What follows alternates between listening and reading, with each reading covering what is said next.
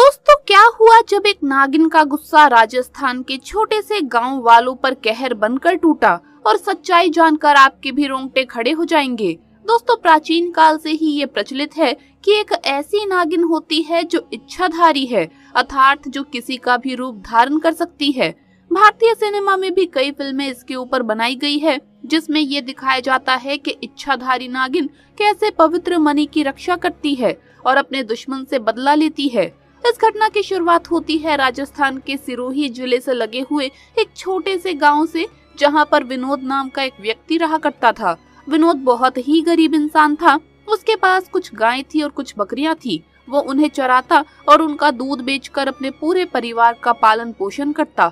एक बार उसने अपने छोटे भाई को गाय चराने के लिए भेजा, परंतु जब वो गाय चराने के बाद वापस लौटा तो विनोद ने देखा कि उनमें से एक गाय कम है। शायद वो जंगल में ही कहीं रह गई होगी। उसके बाद विनोद ने अपने छोटे भाई से कहा कि तुम यही रुको, मैं जंगल में से गाय ढूंढ कर लाता हूँ। जब गाय को ढूंढते ढूंढते विनोद बीच जंगल में पहुँच गया, तब उसने देखा कि सामने बहुत ही चमकीली चीज चमक रही है। उसने सोचा कि ये जरूर कोई बेशकीमती हीरा होगा। उसने नीचे से एक लकड़ी उठाई और लकड़ी से चमकीली चीज को हिलाने लगा, परंतु उसे बिल्कुल भी अंदाजा नहीं था कि वो चमकीली चीज इच्छाधारी नाग की नागमणि थी। उसके लकड़ी से थोड़ा हिलाने के बावजूद जब चमकीली चीज बाहर नहीं आई तो उसने 2-4 बार लकड़ी से उस पर वार कर दिया, जिससे उस इच्छाधारी नाग के सर पर चोट लग गई और वो उसी समय मर गया। जब विनोद को ये समझ आया कि ये तो नागमणि है और उसने एक इच्छाधारी नाग को मार दिया है, तो उसके पैरों तले जमीन खिसक गई। वो बहुत ही ज्यादा डर गया और उसने उस नाग को हिलाकर देखा कि क्या वो सच में मर गया है। वो वाकई में मर चुका था। विनोद ने उस नागमणि को अपनी जेब में डाला और भागकर अपने घर की ओर आ गया। उसने अपने घर में किसी को भी उस नागमणि के बारे में नहीं बताया और फिर उसने उस नागमणि को अपने हाथ में लिया और एक इच्छा जाहिर की कि मेरी जो गाय जंगल में खो गई है वो तुरंत ही वापस आ जाए, और अगले ही पल वो गाय उसके दरवाजे पर आ चुकी थी। ऐसे में विनोद बड़ा ही खुश हो रहा था, मानो उसकी जिंदगी अब पूरी तरह से बदलने वाली हो। अब उसके मन में विश्वास था कि वो सब कुछ पालेगा जो वो पाना चाहता है। परंतु दूसरी ओर इच्छाधारी नागिन ने नाग को मरा हुआ देखा तो वो गुस्से से आंख बबूला हो गई। उसने अपने नाग की आंखों में उस कातिल का चेहरा देख लिया था। दरअसल विनोद ने बहुत बड़ी गलती कर दी थी कि उसने इच्छाधारी नाग को वहाँ पर जलाया नहीं। वो उसे ऐसे ही वहाँ पर छोड़ आया और उसकी यही नादानी उसकी बहुत बड़ी बर्बादी का कारण बनने वाली थी। धीरे धीरे विनोद ने नागमणि की सहायता से सारे सुख हासिल कर लिए और बड़े ही ऐशो आराम से वो अपनी जिंदगी जीने लगा। और इधर इच्छाधारी नागिन अपने नाग की हत्या का बदला लेने के लिए बहुत तड़प रही थी, परंतु जब तक विनोद के पास वो नागमणि थी तब तक वो उसे नहीं मार सकती थी। इसीलिए उसने अपना रूप बदलकर एक बहुत ही सुंदर स्त्री का रूप बनाया और वो विनोद के गांव में आ गई। नागमणि होने के कारण विनोद बड़ा ही पैसे वाला इंसान बन चुका था। तो एक बार विनोद काम से दूसरे गांव जा रहा था, तभी वो इच्छाधारी नागिन, जिसने एक सुंदर कन्या का रूप धारण किया हुआ था, उसके रास्ते में बैठ गई और रोने लगी। जब विनोद ने उससे रोने का कारण पूछा तो स्त्री के भेष में उस नागिन ने कहा, मेरा नाम कविता है, मैं अपने पति के साथ पास के गांव में ही रहती हूँ, परंतु कल रात वो अन्य स्त्री के साथ शादी करके आ गया और मुझे मार पीट कर घर से निकाल दिया। अब मैं बेसहारा हूँ, लाचार हूँ। विनोद को स्त्री पर तरस आ गया और उसकी सुंदरता से विनोद बहुत आकर्षित भी हुआ। वो उसे अपने साथ घर ले आया। धीरे धीरे नागिन और विनोद में दोस्ती शुरू हो गई और दोस्ती इतनी गहरी होती चली गई कि विनोद को पता ही नहीं चला कि कब वो उस स्त्री के प्यार में फंस चुका है। एक दिन विनोद और कविता घूमने गए और एक जगह कविता ने विनोद से पूछा कि तुम्हारे गले में ये क्या चमक रहा है।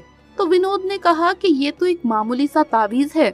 ये वही नागमणि थी जिसे विनोद ने तावीज के रूप में अपने गले में धारण कर रखा था। फिर उस लड़की ने कहा, क्या तुम मुझे थोड़ी देर के लिए ये दे सकते हो, मैं इसे पहनना चाहती हूँ। परंतु ये बात सुनकर विनोद बहुत चिढ़ गया और गुस्से में उस लड़की को बोला कि मैं तुम्हें इसे नहीं दे सकता, इसके अलावा मुझसे जो मांगना चाहती हो मांग सकती हो। उसके बाद लड़की रूपी उस नागिन ने विनोद से कहा कि तुम तो पहले बहुत बड़ी बड़ी बातें किया करते थे कि मैं तुम्हारे लिए वो कर सकता हूँ, मैं तुम्हारे लिए ये कर सकता हूँ, परंतु मैंने छोटी सी चमकीली चीज क्या मांग ली, तुम तो उसे ही मुझे नहीं दे रहे हो। उसके बाद विनोद ने कहा, ठीक है, लेकिन थोड़ी देर पहनकर इसे मुझे वापस कर देना। और विनोद ने उस चमकीली चीज को निकाल के उस लड़की के हाथों में दे दिया। जैसे ही नागमणि इच्छाधारी नागिन के हाथ में आई, उसका स्वरूप बड़ा ही भयंकर और विशाल हो गया, जिसे देखकर विनोद कांपने लगा और इच्छाधारी नागिन ने उसे डसकर मार डाला और अपने नाग की हत्या का बदला पूरा किया। दोस्तों, आप भी ध्यान रखिएगा कि हमें जाने अनजाने में किसी भी नाग नागिन या किसी भी जीव जंतु पर वार नहीं करना चाहिए, क्योंकि हमारी छोटी सी गलती का हर्जाना बहुत बड़े रूप में हमें भुगतना पड़ सकता है। क्या हुआ जब पुलिस वालों ने बीच सड़क पर मारा नाग को और फिर नागिन ने जो किया उसे देख आप भी कांपने लगेंगे।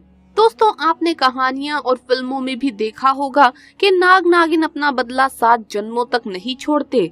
नाग की मृत्यु होते देख नागिन किस तरह इंसानों से बदला लेती है, ये भी हम सभी जानते हैं। लेकिन पहली बार ये कहानी सच होती देखी है अलीगढ़ से कुछ दूरी पर बसे एक गांव में, जहां पर एक पुलिस वाले ने सरेआम नाग को मार डाला, जिसका बदला नागिन ने बेहद ही भयानक तरीके से लिया। दरअसल यशवंत नाम का पुलिसकर्मी बॉर्डर पर अपनी ड्यूटी दे रहा था। यहाँ पर उसे आने जाने वाले वाहनों की चेकिंग करने के लिए तैनात किया गया था। लेकिन यशवंत को क्या पता था कि उसके साथ ऐसी घटना घटित हो जाएगी जिसे वो जिंदगी भर नहीं भूल पाएगा। जी हाँ, जहाँ पर यशवंत की ड्यूटी लगी हुई थी वहाँ पर एक घना जंगल था, जिसमें एक नाग नागिन का जोड़ा रहता था। वो अक्सर जंगल से बाहर घूमते हुए लोगों को नजर आते थे, लेकिन इस बात से ही यशवंत अनजान था और वो अपनी ड्यूटी को पूरी शिद्दत से निभा रहा था। अचानक से नाग एक अन्य पुलिस वाले के जूते पर चढ़ गया। उस पुलिस वाले ने डरकर अपने पैर तेजी से झटकाए और वो नाग यशवंत के सीने पर जा गिरा। इसके बाद यशवंत ने आनन फानन में उस नाग को नीचे गिरा दिया और पुलिस के डंडे से उसे बेधड़क तब तक मारता रहा जब तक उस नाग ने दम नहीं तोड़ दिया। नागिन दूर से ये दृश्य देखकर भागकर वहां से आई और अपना विशाल रूप धारण कर बीच सड़क फन फैलाकर बैठ गई। इतने में कोई भागता नागिन ने एक एक करके सभी पुलिसकर्मियों को अपना शिकार बना लिया। यशवंत की नागिन ने बुरी हालत कर दी। उसने उसके हाथों को बुरी तरह काट लिया और अपने दांतों के निशान छोड़ दिए। जब ये हड़कंप मच रहा था तो आसपास के गांववासी वहां पर आ गए और पुलिस कर्मियों को बचाने की कोशिश करने लगे। इतना ही नहीं, उनमें से एक गांववासी सपेरा था। उसने नागिन को जैसे तैसे काबू किया और बहुत दूर जंगल में छोड़कर आ गया। नागिन का भयानक आतंक देखकर लोगों ने समय रहते ही पुलिसकर्मियों को अस्पताल पहुंचाया। राहत की बात ये रही कि उनमें से एक भी पुलिसकर्मी को अपनी जान नहीं गंवानी पड़ी, लेकिन यशवंत के लिए वो जख्म पूरी जिंदगी के लिए यादगार रह गया। यशवंत बताते हैं कि आज भी वो नागिन उनके सपने में आती है और उन्हें काटने का वैसा ही दर्द महसूस कराती है। यशवंत का मानना है कि शायद ये नागिन अपने नाग का बदला लेने के लिए ऐसा कर रही थी। अभी भी उसका मकसद पूरा नहीं हुआ है। इस हादसे से डरकर अब यशवंत ने पुलिस नौकरी से इस्तीफा दे दिया है और वो वहाँ से कहीं दूर चले गए।